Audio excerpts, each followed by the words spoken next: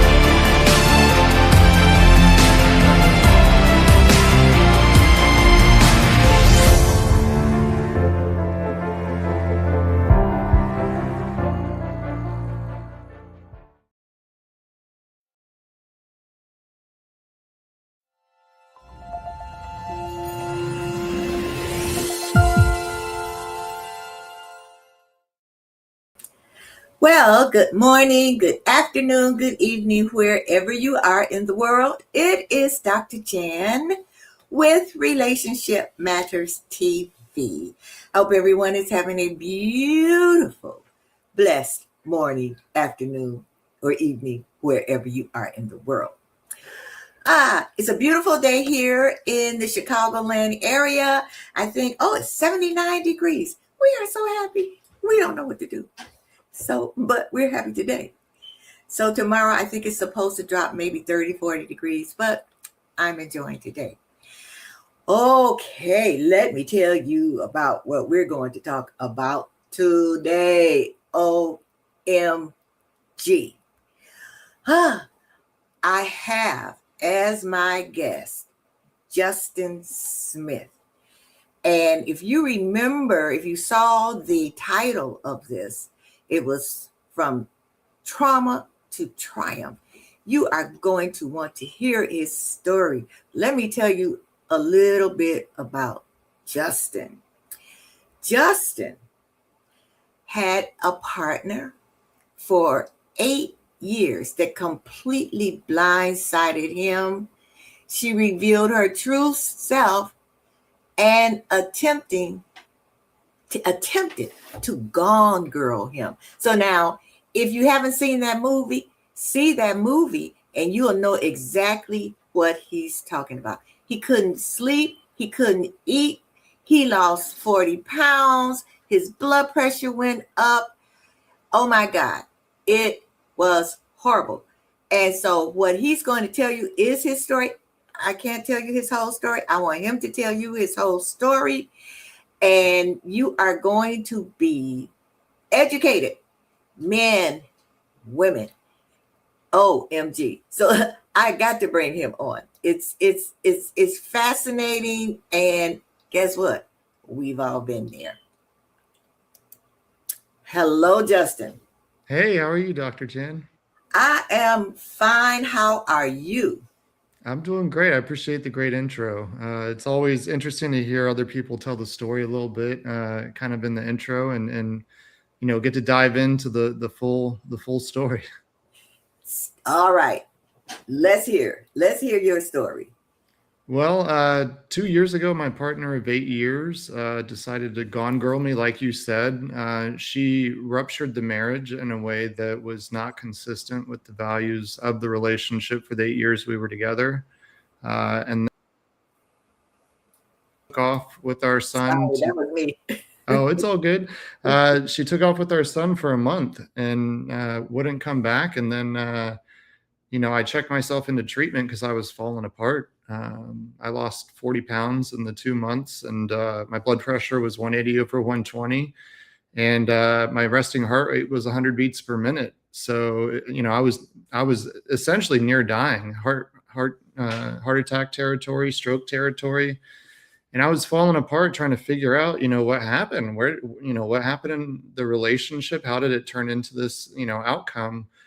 And I started realizing I missed a lot of red flags. And then I found all sorts of information while I was in the treatment center recovering, like the fact that she had transferred tens of thousands of dollars in the days and weeks leading up to her rupture in the relationship. Yeah, and that she had spent the previous year trying to convince me to put the house in her name. And this was all while I was recovering from spinal fusion surgery in bed with literally wounds in my front and my back. I was bedridden for 3-4 months, and she was plotting her exit while I was literally in bed in the first case where she had to take care of me. And she just was like, nope, I'm leaving. So it was an awful experience, but when I was in treatment, I decided to use this experience and my background to try and save other people from that outcome, because it was god awful. Oh my God.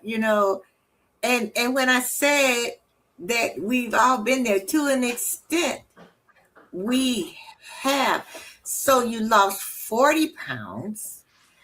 And so what was the scariest part of watching your body and mind break down like that? It was the first time in my life I felt I had no control over my body. And that's a scary feeling, because it's like you go to eat, you can't eat, you're throwing up. You go to sleep, you can't sleep. You go to, on a walk to take your mind off of it, and all your brain wants to think about is all the stuff that's happened. So it was almost like this nightmare I was thrown into that I couldn't escape. And it was like, almost like something took over my body and was making my life miserable. It was scary. It was very scary, because, after your body goes, your mind, is going too. And, getting intrusive thoughts isn't fun, and it becomes scary too. So that's why I checked myself into the trauma treatment center for 2 months. And while I was there, it got scarier too, because, she had talked me into letting her stay in the marital home while I was in treatment with my 2 kids from a previous marriage. Okay. She used that time for, while she was with them, after she had, plotted all this out, she used the 2 months to ruin my relationship with my 2 older children from a previous marriage. So Now, how did she do that? Well, so after I convinced her to come back to Tampa to move back into the area with our son after she, kidnapped or took off with him, she while she was gone for that month, her plot was to either try and Baker act me so that I would look crazy, or to create some sort of incident in the house, prodding me to try and get a domestic violence situation. And so, yeah, it was really bad. And even after all that, she met my first wife while I was in treatment and convinced her to move back down to Florida and try and get our shared child, try to get custody of him back. And so she hired an armed guard to do that. And so now I'm going to cut. Yeah. It gets crazier. I know. It gets crazy. It's just, there's so many layers to this onion that I have to pick which layers to kind of talk about. Otherwise, it's like diving 100 layers deep into just craziness after craziness. Okay, so you had 2 kids by your previous wife. And I had full custody of them for 4 years. You had full custody of them. Okay. And then she had a child before you got married, or was that your child? No, those were my 2 children. And then my second wife and I had a child together. Okay. So that was why I allowed her in the house for those 2 months, because she framed it as, oh, the kids need time together for this last period of time before they're broken apart, just playing the sob story angle. And so I felt really bad. And my kids really wanted her in the house while I was gone. And it turned out to be a fatal mistake. I mean, it was the worst mistake I could have made. So you said she tried to turn them against you. So how was she doing that? Well, after she created the incident, she used that as leverage to portray me as this, what's the word? Person who was in the wrong in the situation, even though she was the one who ruptured the marriage. She had been, this is probably airing some of the laundry, but she had been emotionally abusive about the fact that I had gone to strip clubs previously. So she dangled that over me for 8 years, being abusive about it. And then she decided that she was going to go on a bachelorette trip to a male strip club with the girls. And I said to her, wait a second, you don't like strip clubs. You're against strip clubs. You've sat here and beat me up on this issue for 8 years. What the heck? And she's like, well, we can go to a strip club before I go on the trip. And I said, I'm not going on a strip club so you can go see a bunch of men after you've sat here and beat me up on this issue. I'm not doing that. So she went anyways and hid it. And, tried to hide the fact that she went, changed her lock code on her phone and the whole nine. And it was just this very trickle-truthing experience where it was intended to try and, get me upset, and it was just really, it was sad to see the depth that someone could go to try and ruin another person's life and try and cause them emotional harm. So, Justin, now all these things were happening to you. Did you have any, did you blame yourself for not just seeing who she was? I mean, of course, there's going to be a phase of self-blame, but at the same time, she has my whole family tricked, even still. I found out in legal filings, my parents testified to the fact that they've given her 6 figures in lawyers' fees to fight me. Yes. Your parents? Yes. So she turned your parents against you? Yes. There's a lot of layers to the onion. There's some family history that when I came out of treatment, I put a firm boundary about not wanting my kids around that kind of behavior. I'll just leave it at that. Okay. And their response was to help fund the armed guard through my first wife, from what my 2 wives have testified in court. So she got your first wife. She turned her against you. Well, my first wife already didn't like me because I had one full custody of my 2 older kids from her. So she didn't like me to begin with. And she kind of had this chip on her shoulder against me ever since that day. Okay. Even though I was being a good dad, even though I sent my son up to visit her on my dime twice a year, to be the good father, even though I didn't like her, this all just got turned against me and I got made out to be the bad guy, which is crazy. But now you can see why I've leaned so hard into creating this app and creating the company and creating these safety resources for people. Because I realized that, holy crap, number one, look what can happen to your life, and number two, because of my work experience, I was in a position that I could solve this problem. I was the project manager and developer of the first concussion app for the iPhone back in 2011. So I had worked on an app that dealt with psychological signs and symptoms and reporting those behaviors or those observed behaviors. And so it just, popped into my mind like, oh crap, I could do the same thing for red flags and dating and really like help people identify all this crazy crap that we don't notice. We're too in love or in the relationship or invested that we don't look at all the stuff that's really going on around us. So what was the exact aha moment when this idea for the Cray app was born? I think it was a mixture of what had happened. And then there was also this moment when I was at my lowest and crying myself to sleep and just, in the treatment center going through the worst of it, where I said to myself, I was like, all these people want to see me crumble and fail after what happened to me. They want to see me, not survive this. Well, F them. I'm going to turn this all around and I'm going to make something that saves the world. I'm going to make something that completely like fixes this problem. So not only do I not have to go through it, but I keep people like my ex-wives from ever being successful from pulling this off on other people because, they ruin people's lives. They ruined my life. And I don't want to see that for other people. Wow. And when I was talking about the introduction, some of us, we had a conversation about a person that, I don't know if that person is watching or not, but we did have a conversation about almost, they weren't married, but almost that same thing where these red flags, but I think what happens too is, like you say, we're in love and we just disregard, things, and because we're in love.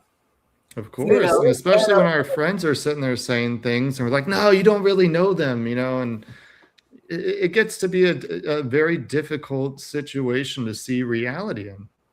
Right. And so what kept you going even on the hardest days? When the trauma, I would think maybe tempted you like to just quit. I think for me, it was having nothing else. Like I literally lost my entire world. I felt like I was on an episode of Quantum Leap where I was literally snatched out of my world and thrown into someone else's. And I had to rebuild everything. So in rebuilding that, I started taking pride in myself and loving myself and wanting what was best for myself. And so that was just a natural progression of working on the business too, because I needed an income. I needed, to do something with myself also. So it was kind of like this alignment of everything into one place at one time that, made me feel like I was on the right path and that I was, doing something that could turn into something. Okay, I got a text already. And the question is, who or what was your biggest inspiration that helped you to get through this episode in your life? Realizing that I never loved myself and that was why I was able to be victimized so easily.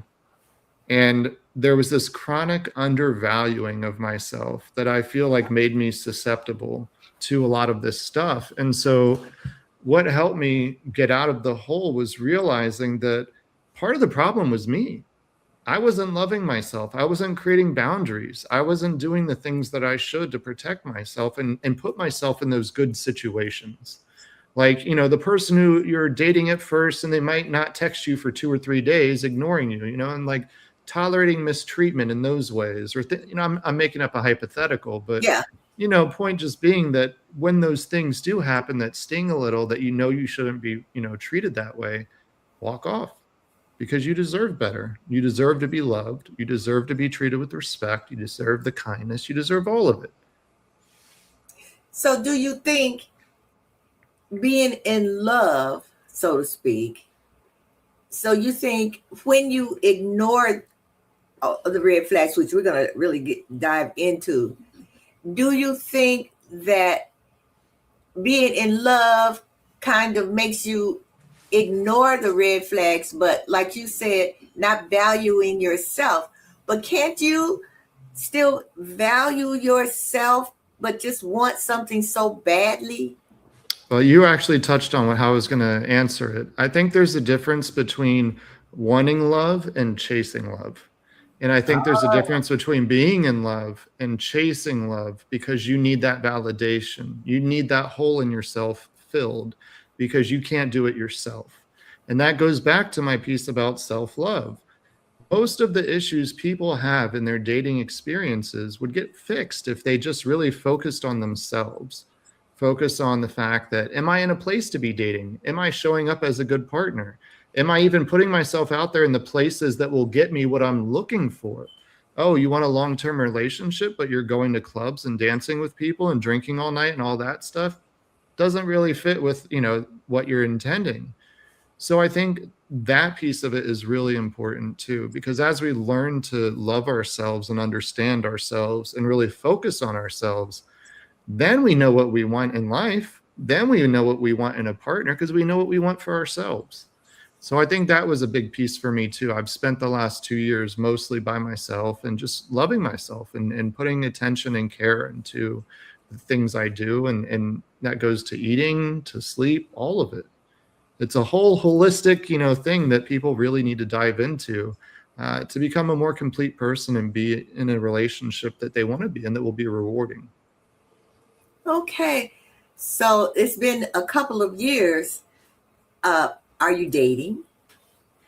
I've tried. As you can imagine, with what I've been through, trusting people is very hard. Feeling Yeah. connected to someone in a genuine way feels really hard. And if I'm being honest, I feel like someone with and I'll call it baggage, for lack of a better term, only sociopaths probably want an emotionally unavailable person, or someone who's looking to manipulate some guy who's down on his luck. So you don't attract the right kind of people when you're in a wounded state like I am. So I Okay. realized that very early too, that in the state I'm in, I can't even really be on dating apps, because it attracts the wrong kind of people, because I'm not in a place to be emotionally invested with other people. And healthy people don't want to be around sick people. Do you think that people can sense? Let's take your ex, that sometimes people can sense if you're broken, and they, and they gravitate towards broken people so they can break them even more, so to speak. Yes, or take advantage of them. They can sense that weakness. Absolutely. I think it's almost like a shark smelling blood in the water, or you could look at it as the natural attraction of that person to a wounded person. Because if a person is selfish, narcissistic, and just all about themselves and wanting to take advantage of a kind person who is just wanting company, well, what do you think is going to happen in that dynamic? The narcissistic, all they care about themselves person is going to show up and suck the soul out of that person, bleed them dry of their money or their attention or their, whatever. And so that's why, I heard the saying when I was in treatment that healthy people don't date sick people. And I think that's something important to keep in mind, because a healthy person who has their shit together is going to look at a sick person who has the dysfunction and these other things showing up, and they'll be like, no, I'm good.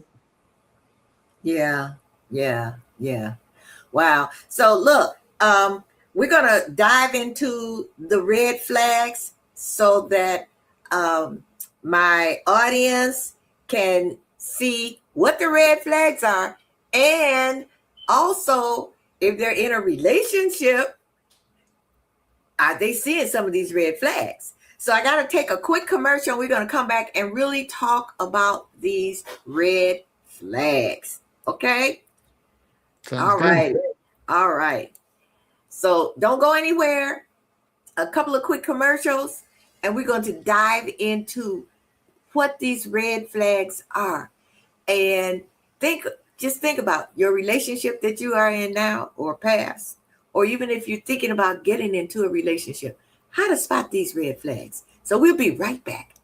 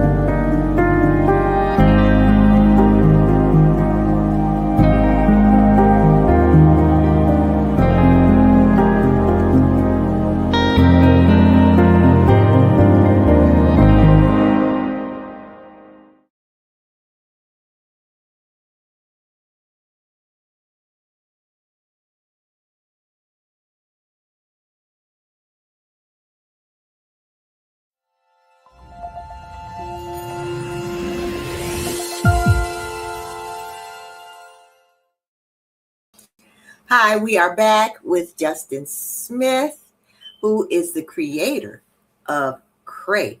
So we're going to talk about this app. All right, Justin. Now let's talk about your app and these red flags that I'm married now, so I don't. Thankfully, you don't have to deal with this at all. So let's talk about your app and talk about these red flags that people should watch out for. Yeah, absolutely. I think the best way to frame the app is that it's a self-improvement app for dating.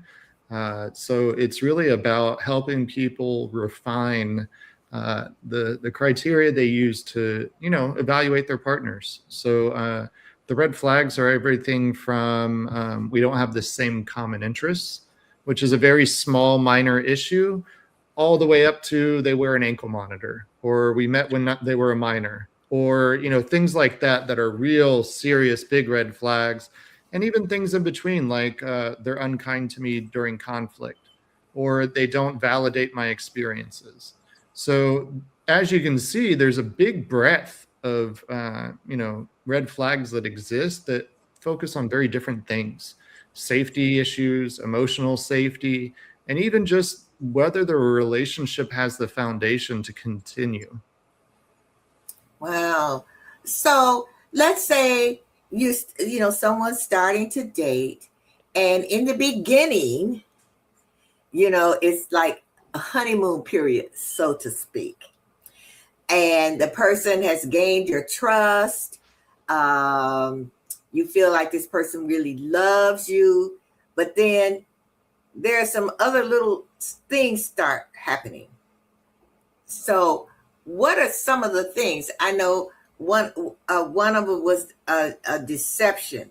So, my thing is, how do you recognize these red flags?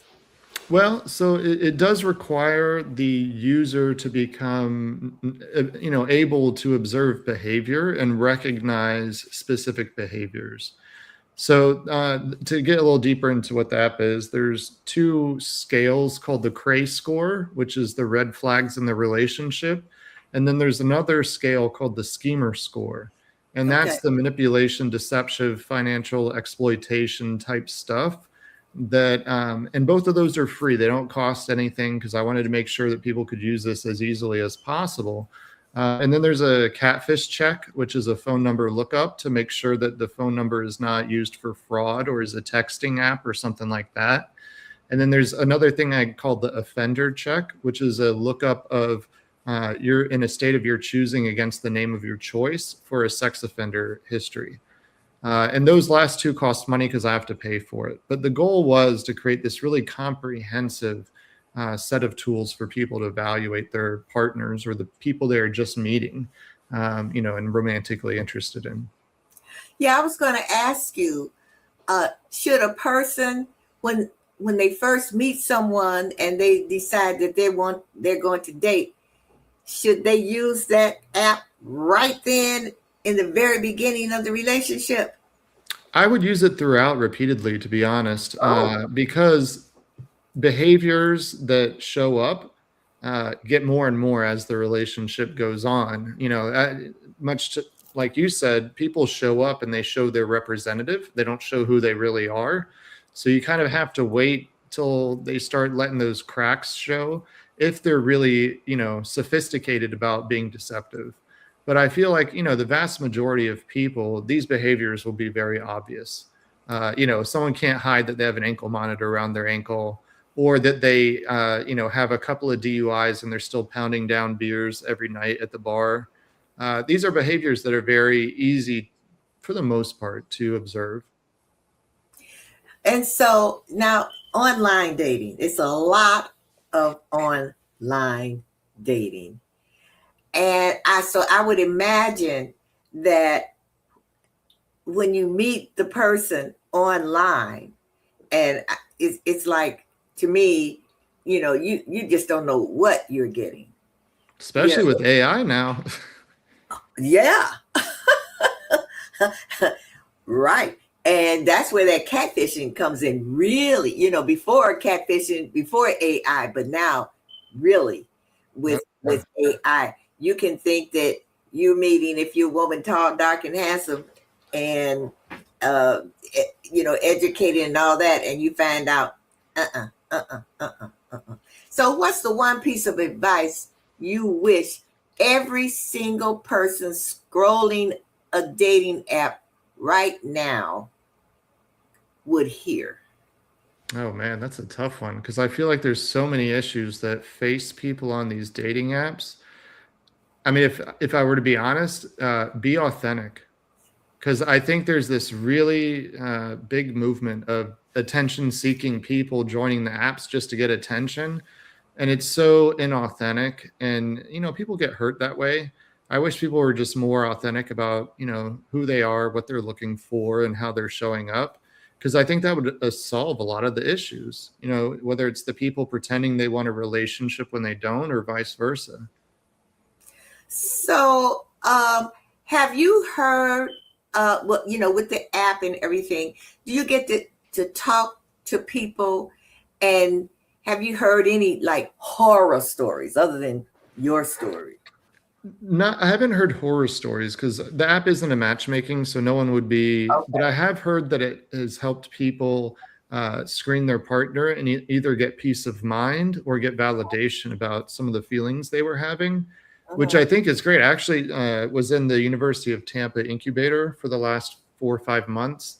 Okay. And one of the other companies in there, she mentioned one of her friends had downloaded the app and didn't know that she knew me. And apparently that friend got into some disagreement with her boyfriend because of his behavior and her using the app, and it educated her on the fact that his behavior wasn't okay. Wow. So to me, that shows that the app's working as intended, because it'll make people more accountable in relationships, whether, self-accountable or, your partner. Right. So, but when you tell people about what happened with you, do people, has anyone ever shared with you, what has happened with them? Yeah, of course. Usually the response is either people crying for me or sharing their own horror story. Because, there's a lot of people like me who have been through some really crazy stuff. And it's amazing how much damage can occur from relationship trauma. Because it really is your most vulnerable part of your heart and your soul that you're giving to this person and trusting them with. And then, they may stick in the blender and make a milkshake out of it. Yeah. Yeah. And then sometimes, so, I'm going back over I've been married 3 times. So the third time is the charm. So I'm looking at marriage number 2. and my husband, now, when I look back and about red flags and, and number 1, he was kind of secretive about his family. Mm. And I was naive. But what I found out later was that his sister was in a mental institution. His grandmother, who raised him, was physically and emotionally abusive. His mother was a drug addict, and his father was an alcoholic. Wow. Now, I found all of this out later. And I couldn't understand in the summertime why he liked to wear long sleeve shirts, but would roll them up, like right past the elbow. And I couldn't understand why he was always losing good jobs. And it was always had to do with the job of the person, of somebody, a supervisor or whatever, and they didn't pay him his final salary and stuff like that. Well, I'm like, oh, well, they're treating you so horrible. And what happened was a friend of mine, he was in the hospital, and he told me to come and get him. And a friend of mine who was an anesthetist nurse called me and said, you need to talk with your husband. You need to have, a conversation. And it's like, why do I need to have a conversation with him? Because he had a diabetic. He was a diabetic. And he had, went into a diabetic whatever. No, it was a drug overdose. Wow. And he was shooting up in between his toes, which is why I didn't know. And I had never been around, a drug addict or anything like that, but there were these signs, afterwards, after the divorce. Hindsight's 2020, right? Yeah, right. And it was like, you know what? There were some signs before we got married. There were some signs during the marriage, but in love, But if I had seen those signs before, we would have never gotten married. And I didn't find out about his family until he had to go into a halfway house and all that kind of stuff. And that's when I found out all about his family. And then I found out also that he would be sitting on his mother's lap while she was shooting up. And I found out that his family knew all of that, but they thought if he marries me, I'm an educated woman and I, go to church and I'm this and that and the other, that I would help him. Man, that's what's crazy. Like my ex, I feel like her family knew that she was not really genuinely with me and no one said anything. And it's like, how can these people sit around and see that person using someone else and not like drop a hint or and not say anything? And on my wedding day, one of my friend's cousins, when she saw him, she knew who he was. And so this is later, I found out that they had this deep conversation of, you need to tell her before she walks down that aisle. And the other one was, no, this is her wedding day. And the other one was, no, you need to tell her. But they never told me. So it's like, if people know, like you say, and they don't tell you, and because of that love. And the thing is, what I like about your app, because I did go in and subscribe and everything, because I wanted to see, what it was. And it's like, when I ask you that question, it's like, you need, to me, when you start going out with someone, right then and there, your app is so important, because there are so many people who are ignoring the red flags or just are not aware.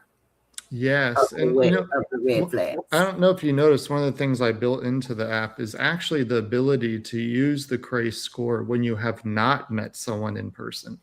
So the goal was to give a tool set to people, so when you meet them online and you've seen their pictures, you've seen their social media, you've seen how they talk to you, you can still try and answer all the questions and get a Cray score on them or a schemer score. Because really the schemer score is intended for those online financial predators, I'll call them that, who prey on people through deception and manipulation. And, like the people who talk women into sending them all sorts of money, for they had this life crisis or they're in jail or whatever else, or the men who get exploited by these OnlyFans girls and all that stuff. There's this really gross part of the online dating experience that is just so inauthentic, to get back to the word I used earlier, that I really wanted to try and help people protect themselves so they could use it before they meet someone for the purpose you're saying. Because it is that's, if we can get them to not even go meet that person, that's saving them from possibly getting murdered or raped or, whatever else, sex trafficked, especially in this world. And so, I really wanted to make sure I thought through everything and made sure that I protected people in the ways that I could in the most way I can.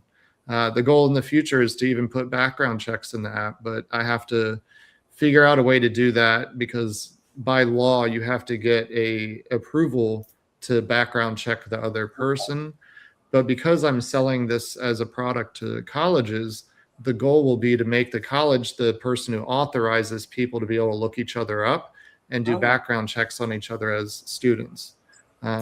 Because really the goal is, you should be able to hold someone up in the bright light, look at who they are, what they've done, what they're like, and decide, because you are in control of your life and your decisions and you want to choose what's best for yourself, do I want to be with this person? Right. So what are the top 3 red flags that people miss? Well, I think love bombing is one that people miss because they love being loved. And I think that love bombing is the one that lonely people get tricked by. I think that's a big red flag for me. I think the words and actions not matching is another big red flag. And another one I like to refer to is the being kind or unkind to you during conflict, because that tells you everything you need to know about someone right there.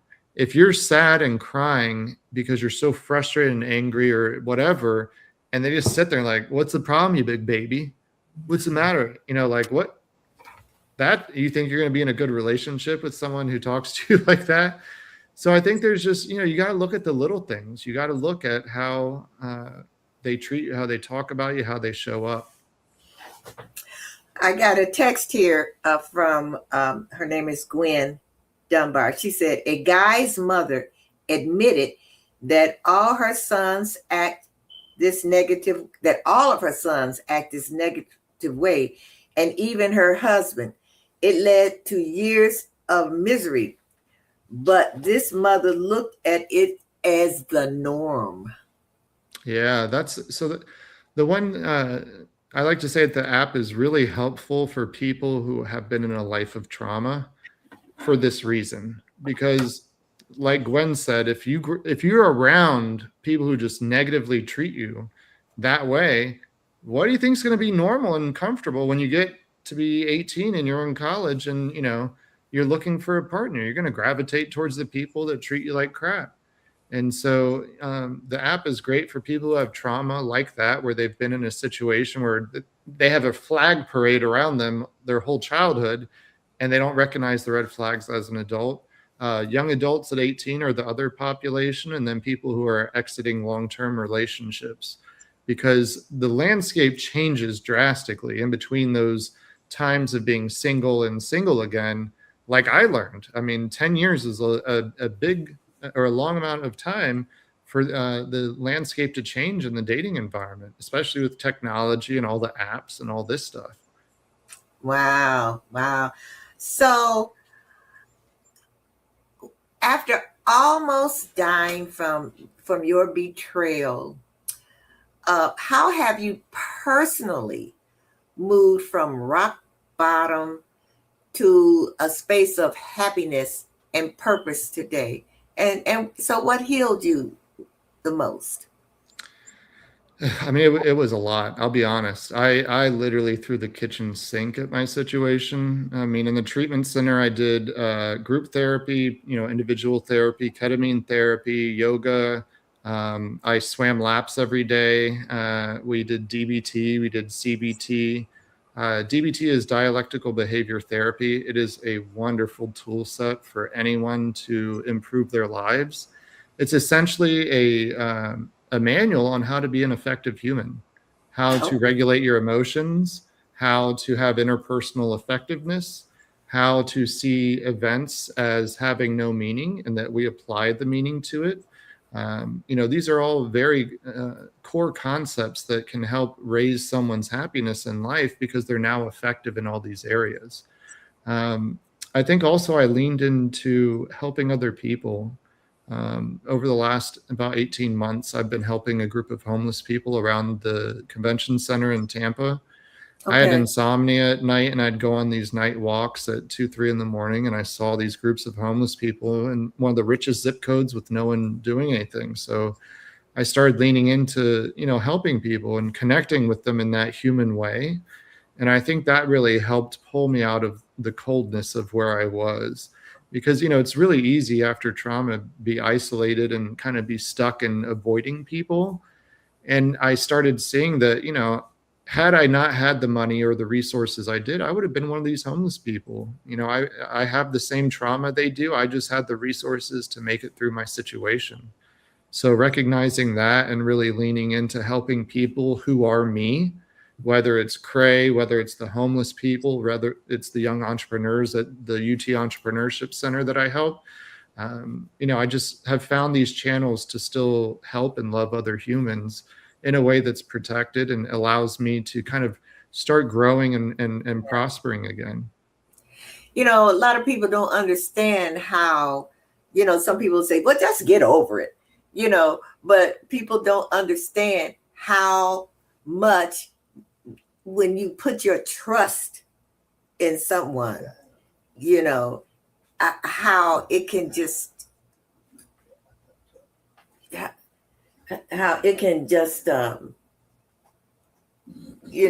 tear you apart, destroy you, and absolutely, almost destroyed you. So now, are you? What about your children now?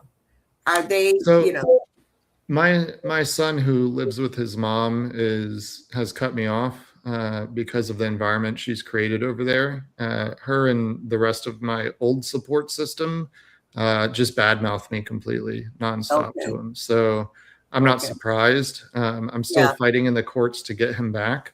Okay. Unfortunately, people with a lot of money who have, you know, certain resources at their disposal can drag this out, especially when they hire a lawyer that is disingenuous with the reunification therapist he hires, who has a 2.3 Google review and things like that that delay Yeah. it to drag this out as much as they can so they can Okay. brainwash him while he's over there. I have now repaired somewhat the relationship with my daughter. Okay. It's a long road. She has a lot of Yeah. reasons to be upset with me. When I went to treatment, it was during when she graduated from high school. Yeah. So as you can imagine, that is a huge wound for her. Yeah. It Yeah. was a big misjudgment on my part. Looking back on it, I should have handled that differently. But and Yeah. my 4-year-old loves me to pieces. He says I'm his best friend. He told me the other day I'm a superhero. He thinks Oh, of me as a superhero. Absolutely adorable, like just the sweetest boy. And it's been nice because when I first got out of treatment, she had done a lot of effort to ruin that relationship too. mhm. But I have absolutely poured myself into him, and I make sure he feels seen, heard, validated. We do fun things together because my kids are my world. And, just because the relationships are damaged right now doesn't mean that that's how they'll be the rest of my life. I'm going to win them back, whether they like it or not. I think you definitely will. I really, really do. So another question came in. I think you kind of answered this a little bit. It says, because of your experience, what type of person are you looking for? Or are you satisfied with being alone? Uh, for the most part, I'm satisfied being alone Yeah. because I've become comfortable with it now. I enjoy my own company. When I go out to eat, I get to try the restaurants I like. Okay. But if I were to find a partner, I think the core pieces would be healthy communication, open communication, someone that is supportive and validating of me, my life, my experiences, and someone who's kind. Just a genuinely kind person. Those are the kinds of qualities that I would look for. I think it's because of the experience of being invalidated my whole life and just having people tell me that my needs weren't important. I've really leaned into noticing when people don't validate you as a human because it's so important. It's like this core component of having a relationship with someone and feeling like, you're in a good place in life. If you have someone who's supporting you and believes in you, you can achieve anything, right? Exactly. Exactly. Exactly. And I'm so happy that your 4-year-old son sees you as his superhero, because I know that's just a light in your life. Oh, of course. I mean, the you spend all this time and energy on your child, really, wanting what's best for them and leaning into that, and to hear such an unfiltered and cute, statement from your child, where you're just up on this like pedestal. It warmed my heart. It made me so happy to hear that. Oh my goodness. So now what I want to do, I thought I had it in here, but give me the URL for the Cray app. Sure, it's cray.app. And we actually have a web version coming out of the app, the mobile app, soon. The designers or the web developers finished it, but I need to go through and just make sure that all the T's are crossed and the I's are dotted and the designs look as good as they can. But I'm hoping to launch that within the next couple of weeks. Okay. And so I'm Android. A lot of people say you need to be in, but I'm Android. And so you can get it on Google Play. Yes. And what is the other one that I don't know? iOS, the Apple Store. Yeah, it's available on both of those. And, I would love to hear what people think of it. They can leave it in the comments or leave reviews of the app. Right now, Apple has blocked the in-apps until we get this next update pushed. It's been about 2-3 months fighting with them about it, but hoping that'll get pushed through very soon. That's actually why I made the web version, so that people don't have to stop using the full features of Cray just because Apple decides to, draw a line in the sand on a minor issue. And so you also on Instagram. Yes, and there's actually a contest going on right now for any of your viewers if they want to win $1,000.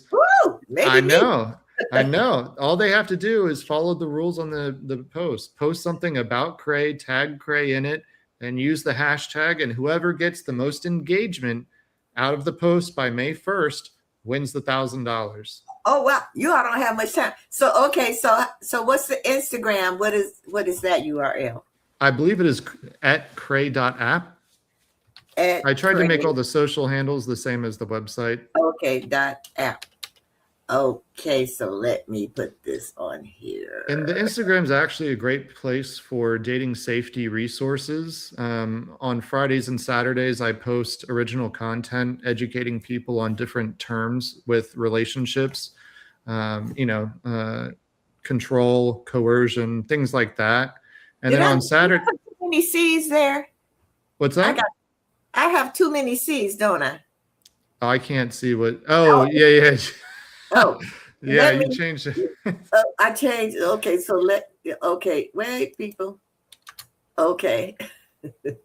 Yeah, but there's all sorts of information on Instagram if people want to follow it. The goal is to pump out educational dating content to give people context for how the app is useful and why it's there. Okay, all right. So come on, let's show.